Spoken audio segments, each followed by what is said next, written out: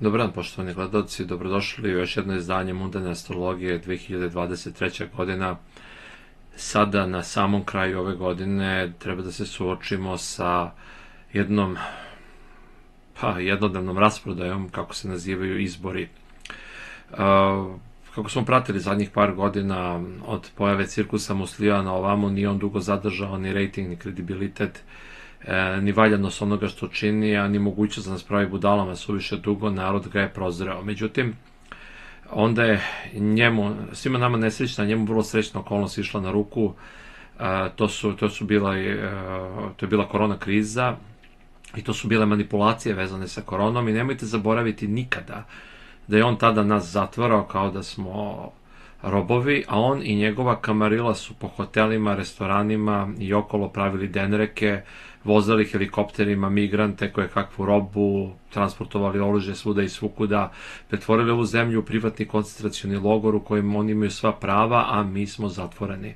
To zatvaranje je naravno mu je pomoglo da se još neko vreme održi, da unese konfuziju i onako blesavu i besmislenu opoziciju, tako da je na kraju u julu 2020. sam narod morao da pruži otpor svemu tome i kada je video da je to neorganizovani od strane kvazi opozicije otpor, onda je tek popustio sa zatvaranjima i ostalim stvarima, ali je pojačao zato sve ostale mehanizme represije njegovog režima. Na taj način prolazimo celu ovu golgotu njegove karte, jer kako on prolazi kroz svoje krize psihološke, ovo što sad imate na ekranu nije njegova karta, to je karta jednodnevne rasprodaje zvani izbori, ali zapamtili ste već da je taj prelazak Saturna preko meseca njemu bio prikazan nekim događajima i njegovim ličnim krizama i krizama u njegovoj okolini i njegovoj velikoj psihofizičkoj krizi u koju je uveo celo društvo. I ono što sam rekao pre par meseci ili možda čak i malo ranije, da ćemo mi zajedno sa njim pasti i da on neće pasti dok ovo društvo ne dođe do dna, ja mislim da smo već tu polako pristigli. Ova karta izbora pokazuje da je kraj cirkusa tu. Da li će biti 17. uveče, to zavisi kako ko bude brojao i objavio rezultate, ali šta god da se uradi, njemu se omiče tlo pod nogama. Ne zato što ja to tako hoću, nego zato što to pokazuje ova karta. I vidjet ćete ovde vrlo jasno, znači vladara 10. kuće, prvo 10. kuća je vlast, to je južni čvor je po prirodi stvari malerozan.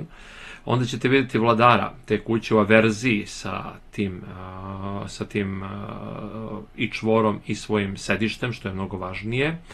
U znaku je, naravno, svog izgona, tako da tu stvari ne valjaju. Sa druge strane, vladar 4. kuće, opozicije i naroda je na ascendentu i nije ni on srećno mnogo postavljen, jer Mars u Strelcu zna da bude vrlo nesrećan za one koji ga nose, ali je sada bolje postavljen od planete koja reprezentuje vlast. Dakle, imamo jednu vrlo interesantnu situaciju, imamo situaciju gde je i sunce na samom ascendentu, znači imamo borbu za vlast između naroda koji nikad ne može biti adekvatno predstavljen u karti, jer ga predstavljaju takozvani politički predstavnici opozicije, a oni po prirodi stvari su skloni dilovima, muljanjima i ostalim svinjarijama i dosta ih je tu instalirano od strane režima cirkusa Muslija. Sa druge strane imamo planete koje predstavljaju cirkusa Muslija, znači vladar 7. i 10. kuće prosto nisu dobro postavljeni, pritom je vladar 7. kuće jedno je vladar izbora i tu vidimo da to što nisu dobro postavljeni ne mora samo njemu da smeta, može da mu pomaže, zato što retrogradni Merkur izuzetno pogoduje krađi. Cela situacija tu jeste kakva jeste, mesec ide ka Saturnu, što pokazuje da u stvari mi klizimo ka nekim poludobijenim i poluizgubljenim izborima, zavisi od koje tačke gledamo, gde će dosta stranih faktora presuđivati šta i kako će se dešava, dosta unutrašnjih skrivenih ruku će tu da povlači konce i dolazimo do onoga što bi moglo da nasluti da će ovde biti neka polupobeda opozicije, poluporaz snaga okupljenih oko cirkusa Muslija, ali sa tendencijom daljeg pada cirkusa Muslija, zato što će doći do preraspodele na političkoj sceni i najverovatnije do tehničke vlade. Samim tim dolaskom do tehničke vlade dolazimo do izmicanja tla pod nogama cirkusu Musliju i cijeloj njegove kamarili, no Duboko je korenje njegove hobotnice koja je ovde uzela stvar u svoje ruke mnogo davno i postavila i zakon, institucije i sve ostalo po strani. Ono što je bitno jeste definisati za koga glasati. Dakle, svaka čast onima koji će da glasaju za Srbiju bez nasilja, ima tamo dobrih ljudi, ali ja svakako ne mogu da pozovem bilo koga na ovom svetu da glasa za Đilasa iz mnogo razloga, samo ću zadnji od svih tih razloga nabrojati, to je da je posle prošlih izbora, mimo mandata i mimo znanja drugih učesnika, čak i mimo toga da se ispita volja građana na bilo koji način, on otišao na tajni dil sa cirkusom u Slivom. Tako da, to je jedna vrlo velika prepreka. Sa druge strane, znamo da su brojne stranke instalirane od strane režima, tako da sve ove male strančice gde se nalaze razni pajaci sa Happy-a, Pinka i ostalih medija koje pripadaju hobotnici cirkusa Muslija, to sve treba preskočiti. Dakle, ovde se radi o tome da imamo svega nekoliko opcija, ne nešto sjajnih, nimalo nisam oduševljen nijednom od njih, ali ono što ću ja kao neko ko je svestan bitnosti nacionalne države predložiti vama građanima jeste da glasate za one koji su isključivo protiv francusko-nemačkog sporazuma i uništenja Srbije kao države, jer taj sporazum otvara vrata za parčanje Srbije, znači da ode Sandžak svojim putem, delovi Vojvodine svojim putem, možda nešto da se tamo odcepi, priključi Bugarskoj ili ja šta znam čemu, ali u svakom slučaju to je nastavak kancera, odnosno metastaziranje kancera zvanog cirkus Musliju, pošto onda sada priznao sve, prihvatio sve, sprovodi se već onaj sporazum iz proleća i onaj Ohridski sporazum, što sam i najavio prošle godine u tekstu da će država biti u enormnoj opasnosti, to se i desilo. Najavio sam i da će se vlast ponašati prema svima nama ovde i prema ovoj državi kao kakva okupaciona, gaulajterska varijanta, a ne kao domaća vlast, znači oni su gori od Kvislinga, njima i okupatori i Kvislinzi mogu samo da zavide. Prema tome, ono što je sada jasno jeste da nam je vrlo mali izbor i da nisu baš neki ljudi koji vode taj izbor, ali ono što mi treba da shvatimo je sledeće. Ne glasamo mi za njih, osim ako ne odemo na glasanje i pustimo ih da rade šta hoće, mi glasamo za nas. Dakle, treba da izglasamo neke druge ljude koje ćemo lakše moći da oborimo, koje ćemo lakše moći da pritisnemo. Ostalom, videli smo i ovaj autokrata i apsolutni vladar u jednom momentu da je morao da se podvuče pred par stotina građana.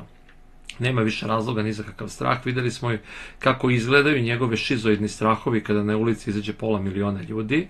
Prema tome, treba glasati ne zato što ih volimo, ne zato što ih cenimo, ja ih iskreno nijednog od njih ne cenim, vi kako hoćete, treba da glasamo protiv ovog, da bi posle toga na prvim sledećim izborima glasali za neke druge protiv njih, ali da ti drugi ne budu instalacija niti njihova, niti nekog drugog. Znači, vrteći se u krug već 30 godina, mi glasamo za dve ekipe koje nas šišaju, čerupaju i vade nam krv na slamčicu, što bi se reklo.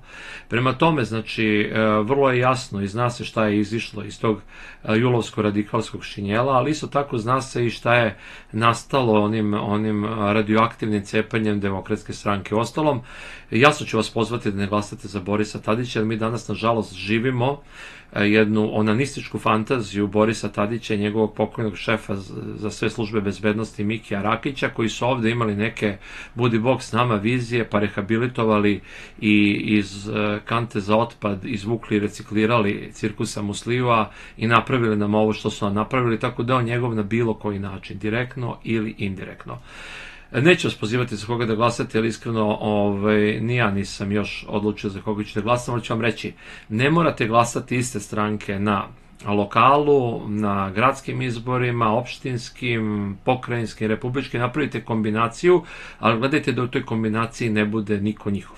Tako se glasa za sebe. Ako se glasa za jednu listu na svim nivoima, ne poštujući neke ljude koji tu ipak vrede i našli su se, onda glasamo u stvari ponovo za ovakvu uspostavu poretka kakav je poredak cirkusa Muslijeva, a to za nas nije dobro. Jedini način da mi kao građani glasamo za sebe je da glasamo selektivno, da budemo krajnje kritični i da glasamo za one koji će se dogovoriti, ali koji se neće lako dogovoriti. Dakle, za aktuelnu vlast ne treba glasati iz prostog razloga zato što je vlast pa i da je bolja od ove vlasti. Za deo opozicije svako će glasati prema nekim svojim senzibilitetima. Imamo nešto da izaberemo.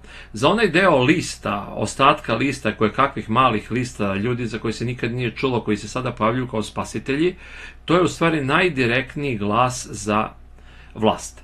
Ostanak kući je prećutni glas za vlast, znači dobro vam je, nemate razloga da idete da glasate.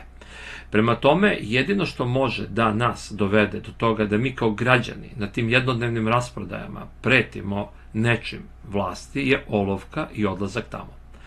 Botovanja i ostalo neću da komentarišem, to je do te mere došlo da čak su kupili neke astrologe koji, koliko vidim, navodno kritikuju vlast i tako dalje, ali onda kažu, neće se sad 17. ništa desiti, desit će se tamo 15. januara, 15. februara, 15. aprila, 15. jula i tako dalje. Znači, poenta priče je da su se, znači čim je on izvadio iz mrtvačnice svoje prethodnike, čim je izvadio sve živo što je mogao, čim je pokupovao sve propale sportiste i propale muzičare i propale umetnike i svu tu bagru okupi oko sebe, znači stislo ga je.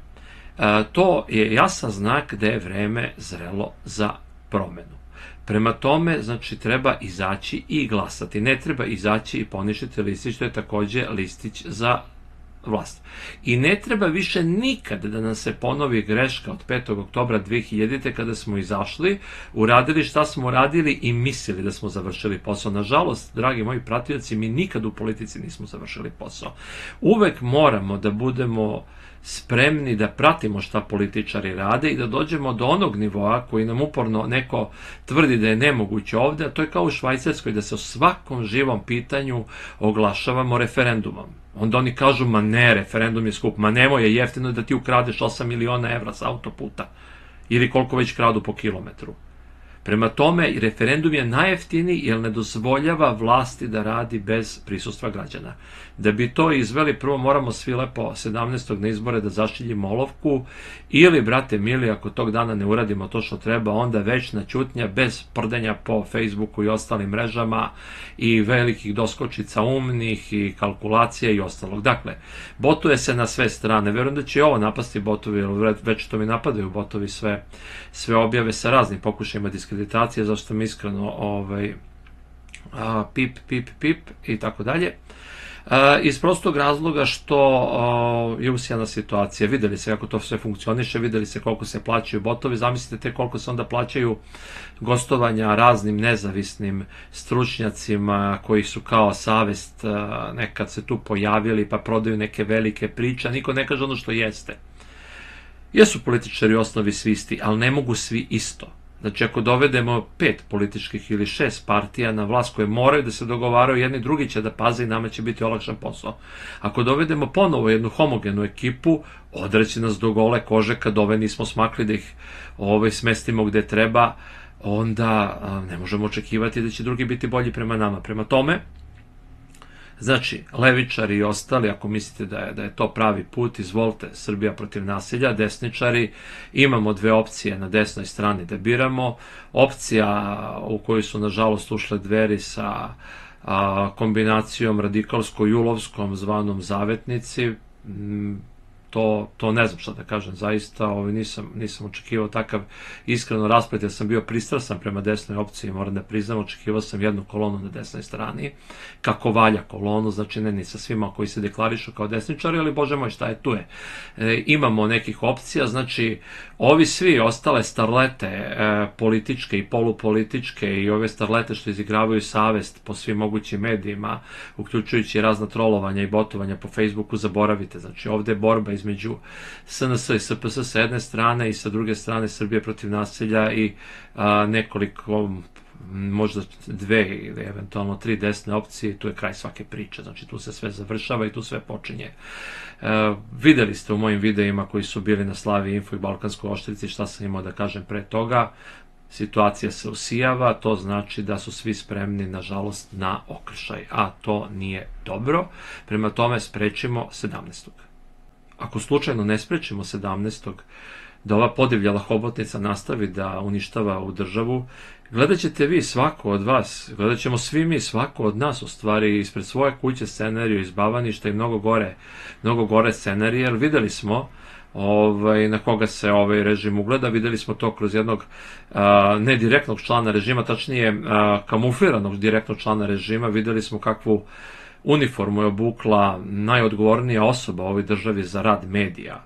Znači, ona se samo pozvala na svog duhovnog oca Gebelsa i pokazala šta misli o svima nama, pa ja ne mogu da shvatim posle Jasenovca, posle Gradiške, posle Kragujevca, posle svih jama u Dalmaciji i Hercegovini, posle Velike, posle Banjiškog logora, posle 2 bombardovanja Beograda, posle 99. ja ne mogu da zamislim da neko obuče nacističku uniformu.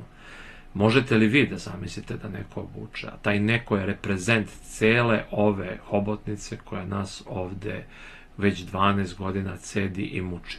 To oni misle o nama, a mi ako imamo pameti pokazat ćemo uskoro šta mislimo o njima. U svakom slučaju, mislili, radili, izašli, ne izašli, ovaj režim leti nizbrdo, ili od nas, ili od neke treće sile, ne do Bog da neko sa strane krene ovde da se upliće u političke rasplete, pa će i tu biti svašta. Znači, mi 17. olovkom možemo da sprečimo vrlo loše događaje koji i dalje stoje u ovoj karti sve do kraja marta. Dakle, zaboravite januar, zaboravite razne mesije i gurue koji u ime žvalja Vučića zvanog Cirkus Musliju po medijima alternativnim i ostalim, po Facebooku, internetu i svuda agituju da će to januar da rešava. Ako ne rešimo u decembru, januaru svi možemo kolektivno na Novi Zeland ili u Kanadu. U svakom slučaju, pamet u glavu, leđa uza zid, ne verujte nijednoj političkoj opciji, raslojite tamo gde glasate, glasajte na manjim izborima, na ovim lokalnim i pokrajinskim i gradskim, za one ljude koji vrede i valjaju, na glavnim izborima, na republičkim, glasajte on tako da ne može da se omakne, da ponovo neko od njegovih instalacija podrži. Glasajte tamo gde je najmanje preletača, glasajte tamo gde je najmanja mogućnost da se stvar otrgne kontroli. Jer ono što smo gledali u 23. nastavit ćemo da gledamo i dalje i ovo je samo početak propasti. Ako se sada ne zaustavi, Bog zna šta će biti u naredne 4 godine. Svi astrološki parametri govore o padu trenutne vlasti. Međutim, i taj pad nije nešto što može izazvati tako velike probleme kao što može ostanak. Jer ako suprotno planetama oni izdejstvuju još koji dan, onda se stvari predaju u ruke sudbini, a tada gromovi udaraju na čudna mesta. Dakle, ponovo, pamet u glavu, leđa uza zid.